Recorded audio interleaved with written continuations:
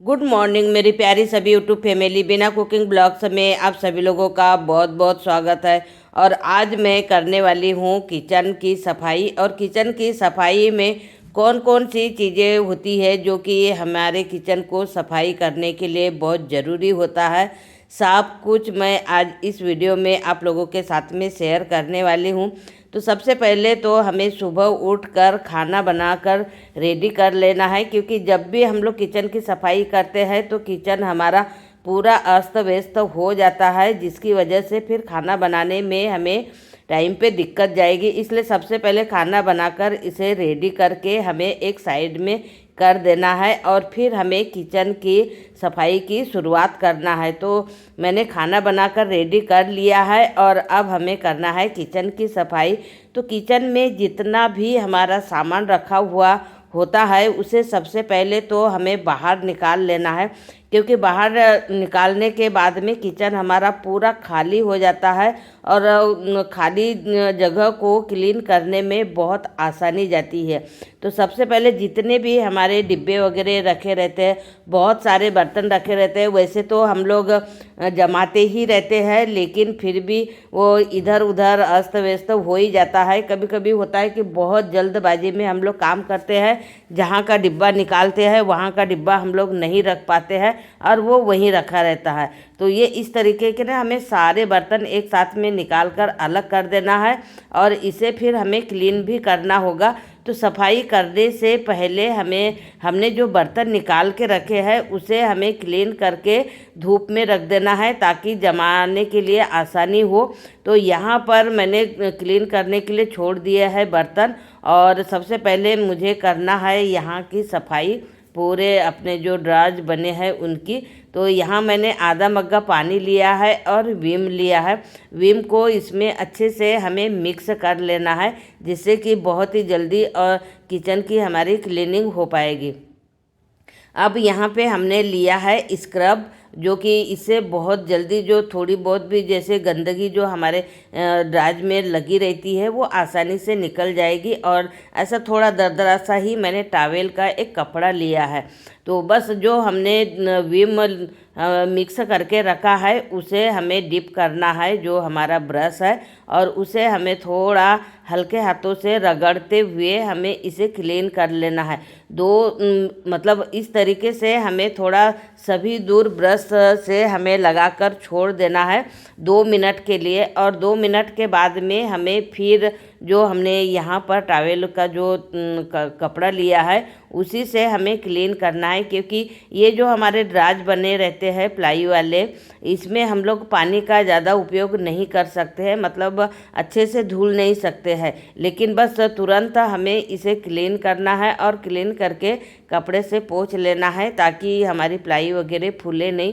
क्योंकि आजकल तो ऐसे ही ड्राज बने हुए आ रहे हैं, लेकिन हाँ इसे ना सनमाइका वगैरह लगा रहता है तो क्लीन करने में आसानी जाती है। और चाहे हम कितना भी क्लीन करें, कितना भी जमाएं, लेकिन डस्टिंग तो हो ही जाती है।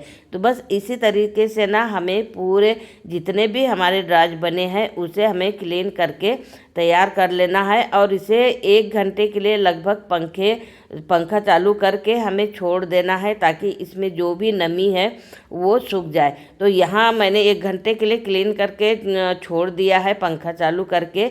और जो हमने डिब्बे वगैरह निकाल कर रखे थे उसे अब हमें क्लीन करना है।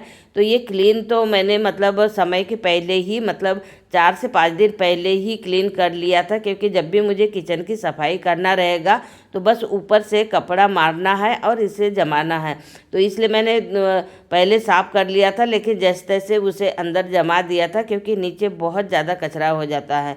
तो बस इस तरीके से मुझे कपड़ा मारकर इसे क्लीन ही करना था और बाकी फिर हमें जमाना था। और जो स्टील वाले जो हमारे डेली यूज वाले जो बर्तन होते हैं उसे तो क्लीन ही करना रहेगा। साथ में मेरे किचन में लगी है चिमनी, तो चिमनी के ऊपर भी जब भी हम लोग खाना बनाते हैं तो चिमनी चालू करते हैं तो उसकी जो तेल की जो भाप आती है ना, तो पूरी इस तरीके से ना इस पे जम जाती है और इसे निकालना बहुत मुश्किल हो जाता है, क्योंकि ऑयली वाला हमेशा हम लोग खाना बनाते हैं और निकालना मुश्किल हो जाता है। इसलिए मैंने इस पर ना अच्छे से क्लीन कर लिया। क्लीन करके इसे पेपर लगा दिया है, ताकि जब भी इस पर डस्ट जमे हमारी ऑयल वाली, वो हम लोग पेपर निकाल कर अलग कर सकते हैं।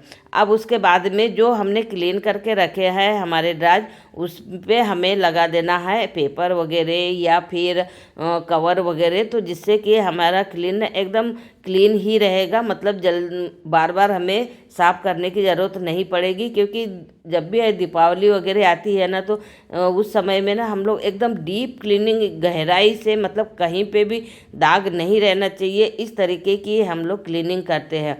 तो उसके लिए मैं ये पेपर का रोल लेकर आई थी, और ये चिपकने वाला नहीं है, ऊपर ही हम लोग इसे आराम से हमें रखना है। लेकिन हाँ, ये अगर हमें वॉश करना है तो आराम से वॉश हो जाएगा, कि जब भी हमें अगर ये पेपर गंदा दिख रहा है तो हम इसे क्लीन कर सकते हैं। मतलब ये रीयूज हमारा हो सकता है। तो इसलिए ये पेपर जो कटिंग मैं करने वाली हूँ, तो सबसे पहले जो हमारा ड्राज होता है उसे हमें नाप लेना है, और नाप के अनुसार ही हमें पेपर की कटिंग कर लेना है, ताकि ड्राज में अच्छे से फिक्स हो। अगर हम लोग वैसे ही बिना नापे ही अगर डालते हैं तो कम ज़्यादा हो सकता है। तो इस तरीके से ना हमें पहले पूरी कटिंग करके तैयार कर लेना है। और ड्राज जो होते हैं हमारे नाप के अनुसार ही बनते हैं, तो इसलिए नाप के अनुसार ही हमें पेपर कटिंग करना है, और इस तरीके से हमें इसे फिक्स कर देना है। मतलब जितने भी हमारे ड्राज है सभी में हमें फिक्स कर देना है। और जब भी अगर हमें ऐसा लगे कि यहाँ हमारा गंदा लग रहा है, तो उसे निकाल कर हम लोग वॉश कर सकते हैं, और सुखाकर उसी जगह पे फिर हम लोग रख सकते हैं। तो इस तरीके से ना हमें किचन की क्लीनिंग करना चाहिए, ताकि हम लोग को बार बार करने की ज़रूरत ना पड़े। तो ये देखिए, मैंने सारे पेपर यहाँ पर अपने जितने भी ड्राज बने हुए हैं, लगभग कम से कम 10 ड्राज होंगे मेरे, तो सभी को क्लीन कर लिया, पेपर डाल दिए है। और जो सामान हमने क्लीन करके रखा है उसे अब हमें सेट कर देना है। सेट करते समय में भी हमें थोड़ा ध्यान देना होता है कि कौन सा सामान हमें बार बार यूज होता है तो उसे हमें सामने रखना है, और कौन कौन सा सामान हमें थोड़ा सा 2-4 दिन में या फिर 8-10 दिन में यूज होता है उसे थोड़ा अंदर भी रखें तो कोई दिक्कत नहीं होती है। क्योंकि हमें पता होना चाहिए कि कौन सा सामान कहाँ हमने रखा है, ताकि हमें किचन में जब भी हम लोग कोई चीज़ उपयोग करें तो आसानी हो सके। तो आज की टिप्स मेरी कैसे लगी कमेंट करके ज़रूर बताएं।